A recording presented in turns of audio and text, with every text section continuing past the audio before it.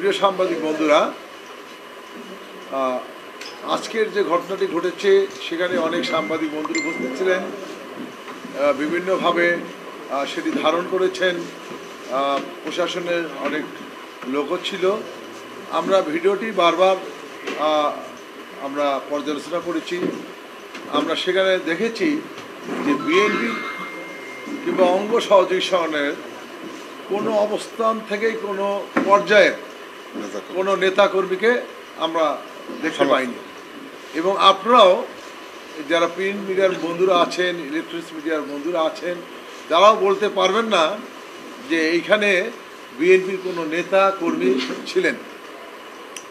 এখানে তাকে কে বা কারা তার কোনো কারণে হয়তো তাকে আঘাত করেছেন, সেটা অবশ্যই নিন্দনীয়। আমরা সেটা নিন্দা জানিয়েছি, আবারও জানাচ্ছি। এবং উনি অহেতুক কী কারণে বিএনপিকে দোষারোপ করেছেন, বিএনপির উপর এই দায় দায়িত্বটি চাপিয়ে দিয়েছেন, এটার জন্য আমরা তীব্র প্রতিবাদ জানাচ্ছি। ইদানিং আমরা লক্ষ্য করেছি কোনো জায়গায় যদি কোনো ঘটনা ঘটে সেখানে বিএনপিকে দোষারোপ করা হয়। এটি একটি কালচারে পরিণত হয়েছে। আমরা মনে করি বাংলাদেশে বিএনপি সবচেয়ে জনপ্রিয় একটি দল। এই জনপ্রিয়তা ঈর্ষান্বিত হয়ে একটি মহল ষড়যন্ত্র করছেন এবং বিএনপির উপর এইভাবে দোষারোপ করছেন। আপনারা জানেন যে ইতিমধ্যে আমার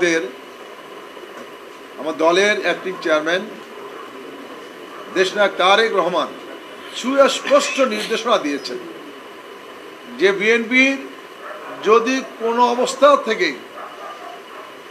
কোনো দলের নেতা কর্মী যদি কোনো ঘটনায় কোনো অন্যায়ভাবে কোনো ঘটনা ঘটিয়ে থাকে, কোনো ঘটনার সাথে জড়িত থাকে, সরাসরি তাকে দল থেকে বহিষ্কার এবং তাকে আইনের হাতে তুলে দেওয়ার জন্য নির্দেশ দিয়েছেন। এবং বাংলাদেশে ইতিমধ্যে এটি দেখেছেন, বগুড়া সহ অনেক জায়গায় আমরা এই দৃষ্টান্ত রেখেছি। আমরা বলতে চাই বিএনপি দেশের মাটি ও মানুষের দল।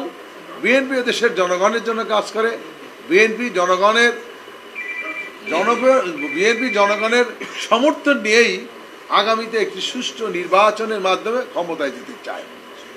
এখন এখানে অনেক এজেন্ট রয়েছে, যারা ষড়যন্ত্রকারী রয়েছে, যারা বিএনপির এই জনপ্রিয়তাকে নষ্ট করার জন্য বিভিন্নভাবে ষড়যন্ত্র শুরু করেছে।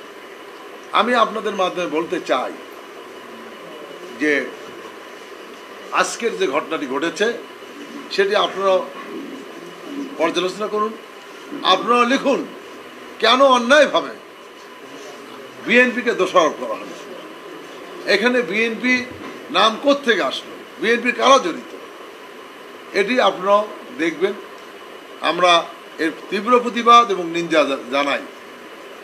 পাশাপাশি আমরা বলতে চাই যে আমাদের দলের ভারপ্রাপ্ত চেয়ারম্যান এবং দলের চেয়ারপারসন বেগম খালেদা জিয়া, মহাসচিব মির্জা ফখরুল আলমগীর সাহেব বারবারই এই কথাগুলো বলছেন।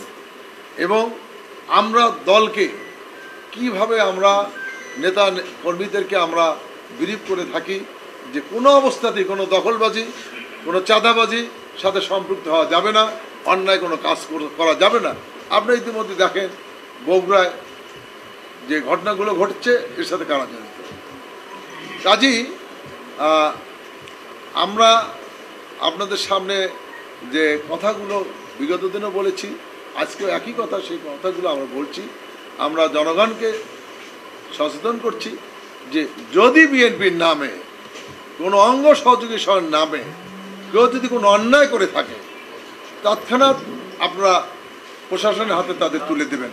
সেটি দখলবাজি হোক, চাঁদাবাজি হোক, কার উপর হামলা হোক, কোনো ঘটনার সাথে যদি আমাদের নেতাকর্মীরা জড়িত থাকে আমরা আইডেন্টিফাই করে তাদেরকে আপনারা পুলিশের হাতে তুলে দেন। অহেতুক বিএনপিকে আপনারা দোষারোপ করবেন না, বিএনপিকে আপনারা মানুষের কাছে হেয় করবেন না। কারণ বিএনপি এদেশের মাটি ও মানুষের দল। বিএনপি রাজপথে লড়াই সংগ্রাম করেই এই পর্যন্ত এসেছে। বিএনপি বারবার নির্বাচন করেই ক্ষমতা এসেছে।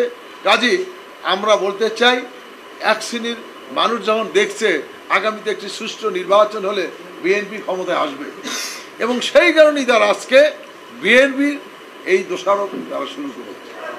কাজেই আমরা আপনাদের সহযোগিতা চাই। বিগত দিনে আপনারা আমাদের সহযোগিতা করেছেন, এখনও করছেন, ভবিষ্যতেও আমাদের সহযোগিতা করবেন।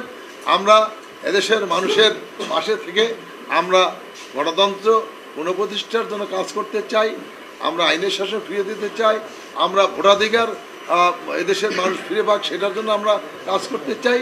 কাজেই একটা নতুন বাংলাদেশ, যে নতুন বাংলাদেশ আমাদের ছাত্র জনতা গণ অভ্যুত্থানের মাধ্যমে আমাদেরকে উপহার দিয়েছে, সেই গণ অভ্যুত্থানের মাধ্যমে আমরা যে দেশ পেয়েছি, এই দেশটাকে আমরা সংস্কারের মাধ্যমে একটি নতুন বাংলাদেশ গড়তে চাই, যেটি আমাদের দেশনায়ক তারেক রহমান 31 দফা যে দাবি দিয়েছে, সে দাবির মধ্যে কিন্তু উল্লেখ করেছেন যে রাষ্ট্র সংস্কার করতে হবে, রাষ্ট্র মেরামত করতে হবে, 2 বারের বেশি প্রধানমন্ত্রী থাকা যাবে না, এবং দ্বিকক্ষ বিশিষ্ট পার্লামেন্ট করবেন, এবং আরও বলেছেন যে এখানে আমাদের দেশে অনেকের সমাজের অনেক অবদান রয়েছে, কিন্তু তারা পার্লামেন্টে যেতে পারেন না। যেমন এখানে অনেক জ্ঞানী রয়েছেন, সাংবাদিক রয়েছেন, অনেক সাংস্কৃতিক কর্মী রয়েছেন, অনেক বৈজ্ঞানিক রয়েছেন, বিভিন্ন পেশার বিভিন্ন শ্রেণীর মানুষ রয়েছেন, তারা তাদের অবদানটাকে সঠিকভাবে তুলে ধরতে পারছেন না, আমাদের জাতিকে দিতে পারছেন না। তাদেরকেও তারেক রহমান সাহেব বলেছেন যে তাদেরকে